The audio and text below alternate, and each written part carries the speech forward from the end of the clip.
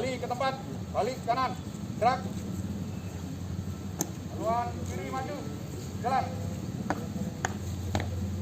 Maju, jalan. Gerak, balik kanan, gerak. Luruskan. Upacara. Pasukan diistirahatkan. Pasukan gerakan, perhatian. Saat jalan.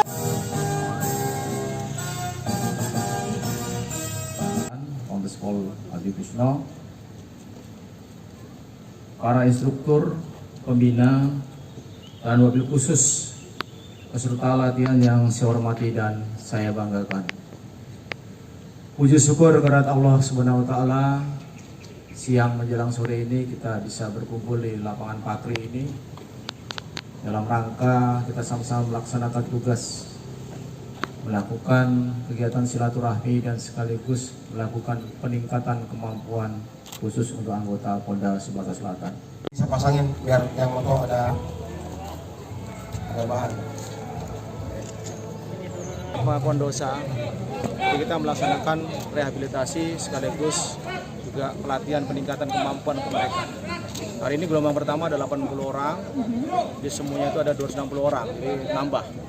Ya tentu ini PR bagi saya untuk menjadikan mereka menjadi orang yang lebih baik.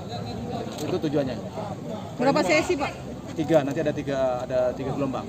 Ya, ini gelombang 1, gelombang 2, gelombang 3. Dan kegiatannya apa aja, Pak, nanti, Pak? Kegiatannya itu macam-macam, dari mulai kegiatan spiritual, fisik, juga termasuk kegiatan-kegiatan yang sifatnya akademis, motivasi, pembimbingan dan sebagainya. Jadi kita dimodifikasi semua.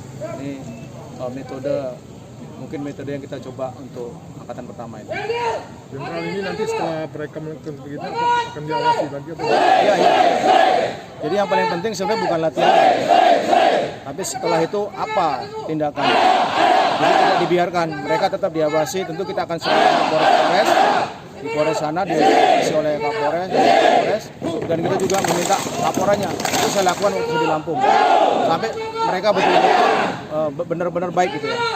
Tidak ada, ya, saya berharap mungkin 50% bisa baik ya, itu harapan kita.